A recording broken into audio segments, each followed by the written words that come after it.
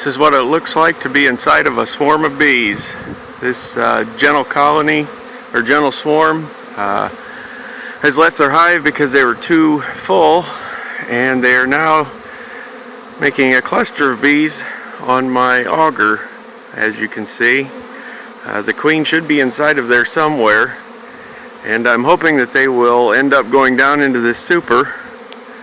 And if not, I will brush them in or shake them in after they've all landed.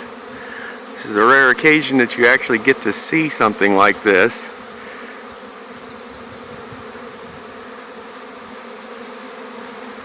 These bees are extremely gentle right now because they are so full of honey.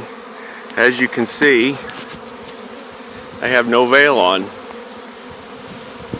And yet they don't sting me. They're more interested in taking up a new residence.